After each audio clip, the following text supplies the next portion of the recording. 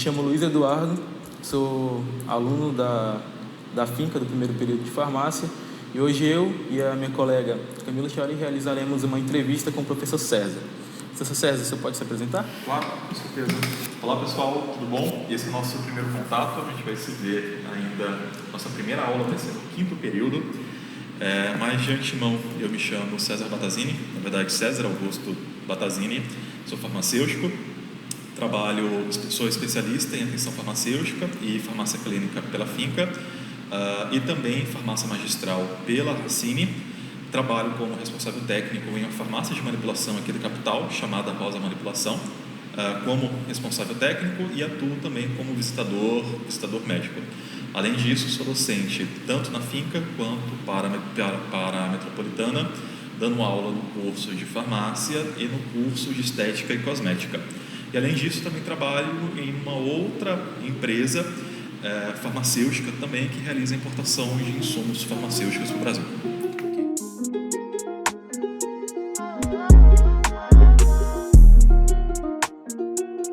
Como você tomou a decisão de ser um farmacêutico magistral?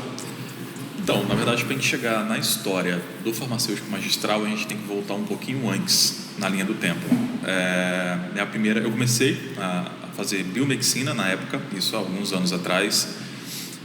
Adiantei bastante da biomedicina, eu acho que eu fui até o 6º, 7º período aproximadamente, e eu descobri que eu não gostava daquilo que eu fazia. Eu não me identifiquei, eu vim descobrir que eu não me identificava na metade do curso para frente. E sempre tive uma paixão muito grande por matérias como química, como farmácia, toxicologia e outras afins. Como eu vi que eu não estava gostando do curso, eu decidi trancá-lo. Fiquei 6 meses parado, pensando o que eu ia fazer da vida. Tive aquele momento Buda, né? Aquele momento de reflexão justamente para tomar um norte. E comecei a estudar mais sobre a área farmacêutica, comecei a verificar, a pesquisar, não só a farmacêutica, mas outras graduações também. Eu acabei me interessando muito pela parte produtiva da coisa. Aí eu comecei a estudar mais o que era a farmácia de manipulação, o que era a farmácia industrial, e me apaixonei inteiramente pela farmácia de manipulação, tendo em vista que é um ambiente que a gente trabalha justamente com algo excepcional dentro da farmácia, que é a personalização. Vim até a Finca, fiz minha matrícula, e no primeiro dia de aula, quando eu estava na frente do portão da faculdade, eu falei bem assim para mim: eu vou trabalhar com farmácia de manipulação. Quando eu sair da faculdade, eu vou ser farmacêutico magistral, vou trabalhar com manipulação, eu quero produzir em escala magistral. E todos os dias depois que eu cheguei, que eu fiz minha matrícula, eu sempre tive esse pensamento. E as coisas foram evoluindo tão bem que antes de finalizar a minha graduação, eu já estava contratado. Para trabalhar em uma farmácia de manipulação.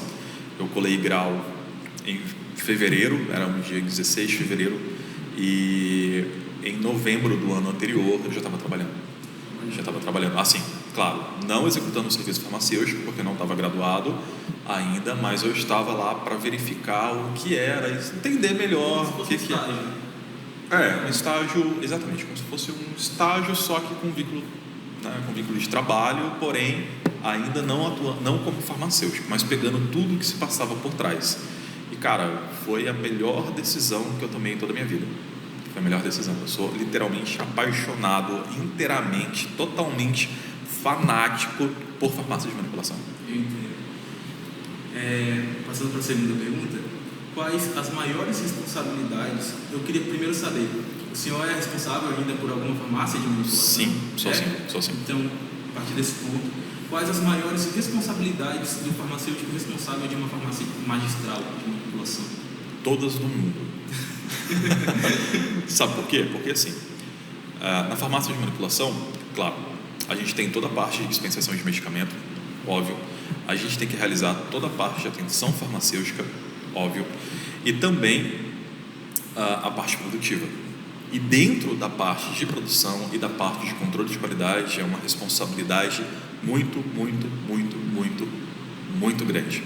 Tendo em vista que qualquer erro que você tiver, aquele famoso ditado: é só uma vírgula, é só um zero a mais, faltou só um zero, já é o suficiente para a gente atingir, sair de uma janela terapêutica, levar o medicamento a uma dose tóxica, ou deixar o medicamento em subdose, principalmente se for um medicamento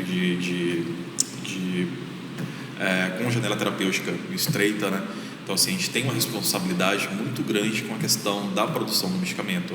A gente sempre, absolutamente sempre, tem que chegar com todo o zelo do mundo dentro do laboratório e produzir aquilo como se literalmente fosse para a gente, se fosse para a sua mãe tomar, para a minha mãe tomar, porque é uma responsabilidade muito, muito grande. Qualquer erro que você tiver, você pode estar assumindo, né, o risco à vida da pessoa. Então, assim, é literalmente uma responsabilidade total. Desde a parte de recepção, passando pela inclusão do produto, do medicamento no sistema, a conferência da ordem de manipulação, a produção, a conferência final e assim por diante. Ok. Tá. Qual a importância de seguir um manual de boas práticas de dispensação? Total. A principal delas é você literalmente fazer um medicamento que funcione, porque a pessoa está ali, ele não está ali porque ele quer tomar um medicamento, ele está ali porque ele precisa tomar um medicamento. Então, minimamente você tem que produzir algo que funcione para a pessoa.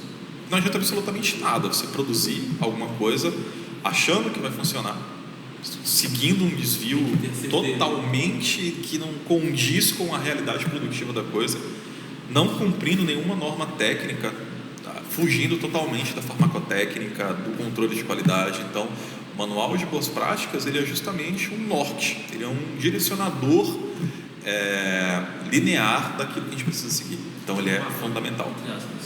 Um mapa. Não diria bem como um mapa, mas sim um guia que você precisa manter ele para a sua vida. Não só ele, né? A gente pega ele e as legislações vigentes dentro da manipulação, a principal delas é a RDC 6707. Então, assim, tem que pegar tudo isso aí para fazer um medicamento seguro e eficaz. Ok. Tá. Qual a importância dessa personalização do medicamento para pacientes? Porque a gente faz um medicamento único. O medicamento é para você. Eu não estou produzindo um medicamento que vai ser feito para um grupo de pessoas, pelo contrário, é o seu medicamento, é a sua cápsula, é a sua fórmula. Com o que o paciente vai ganhar com isso? Que a gente está produzindo algo que vai atender totalmente a respectiva necessidade que ele tem. Então, assim, é na magistral que a gente consegue, e se tiver uma compatibilidade físico-química entre os componentes da fórmula, a gente consegue até mesmo reduzir a quantidade de tomadas de medicamentos que ele vai fazer no decorrer do dia, principalmente se for um medicamento polifarmácia, né, que ele consome vários medicamentos no decorrer do dia, dependendo da situação e, claro, da compatibilidade química e da compatibilidade clínica do paciente. A gente pode reduzir até mesmo a quantidade de doses que ele toma durante o dia, facilitando a adesão terapêutica. Então, a personalização, ela vem justamente para fazer um medicamento único, um medicamento que vai atender absolutamente a sua necessidade precisa, aquilo que você precisa, desde o ajuste de dose do medicamento até os ativos da fórmula ou até mesmo a variação de fórmulas farmacêuticas. Professor, eu até nem coloquei aqui como pergunta, mas despertou uma curiosidade. Em relação à dose prescrita pelo médico, o farmacêutico ele pode alterar algo ali conforme o acompanhamento que ele for fazendo com Não, na verdade, ele tem que seguir a prescrição médica, tanto que qualquer medicamento manipulado ele só pode vir a partir de uma solicitação, de uma prescrição. O que ele pode ter? Aí entra justamente a parte da atenção farmacêutica e da farmácia clínica, que é em conversação com o prescritor, ele está conseguindo modificar um pouco a receita do paciente, mas o farmacêutico ele necessita seguir integralmente aquilo que vier prescrito, com salvo exceções. Por exemplo, se você sabe que tem um princípio ativo, aquele princípio ativo está numa concentração muito alta, você liga para confirmar com o prescritor, ele fala que é aquilo realmente, um exemplo, um campo hipotético, você faz uma busca de literatura e você não encontra nenhum benefício de estar utilizando aquele medicamento numa dose tão cavalar quanto está prescrito. Pelo contrário, você encontra apenas malefícios que aquela eventual dose pode estar levando. Você pode falar, se recusar a produzir o medicamento, certo? Mas claro, isso você precisa colocar de uma forma ética, também não é para chegar e ficar, aspas, queimando os profissionais pelo mercado, né? Então, assim, a gente também tem esse serviço que é verificar se aquilo que está prescrito condiz com a realidade e, a partir daquilo, entrar em conversação com os prescritores. Como é o dia a dia de um profissional que trabalha com manipulação de medicamentos? Agitado. A pessoa também não só trabalha com isso, também dá aula, né? Também dou aula. Também dou aula aqui pela finca e pela metropolitana. Mas a vida do farmacêutico magistral, não vou mentir, é bem agitada. Justamente por conta dessas particularidades. Todo dia você vai ter algo novo que você vai ter que pesquisar para conseguir identificar aquele erro, identificar o que aconteceu, por que aconteceu, como corrigir, né? Você vai ter um creme que ele vai desandar, você vai ter um gel que ele vai quebrar, ele vai desandar, você vai ter uma cápsula que eventualmente pode ser que aconteça algum problema. Então, todo dia você tem algo novo que você... E a magistral é um ramo que a pessoa sempre vai ter que estar em processo de renovação, sempre vai ter que estar aprendendo algo mais, porque todo dia é um novo dia. Quais os pontos negativos e positivos desse acompanhamento individual e personalizado com o paciente? Eu diria que negativo nenhum. Os positivos é justamente esses que ponderamos, né? A gente ganhar na adesão terapêutica do paciente, fazer um medicamento que afague a necessidade da pessoa, desde o controle de dose até a alteração de forma farmacêutica. Então, são, né, N fatores aí que vão contribuir com isso. Quais medidas de segurança que devem ser tomadas para a produção de medicamentos manipulados, assim de forma geral? Então, a gente necessita minimamente seguir aquilo que a RDC 6707 ela acaba preconizando. E, claro, aos manuais de boas práticas ligados ao controle de qualidade. Desde os controles de matéria-prima, controle de qualidade de matéria-prima, até os controles de dispensação.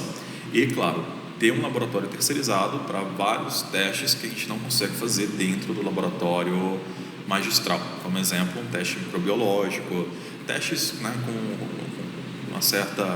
uma especificação técnica bem maior, que denota de um custo muito alto para a farmácia de manipulação. Então, ela acaba terceirizando esse processo. No cenário atual em que vivemos, como a farmácia magistral contribuiu para o desenvolvimento de substâncias eficazes contra o coronavírus? A farmácia de manipulação, ela tomou um grande destaque desde o começo da pandemia, passando pelos piores momentos e pelos momentos, né, ociosos que ainda virão. Só que a importância dela foi algo muito notório, tendo em vista que a gente teve uma série de prescrições que acabaram entrando muito no campo da personalização,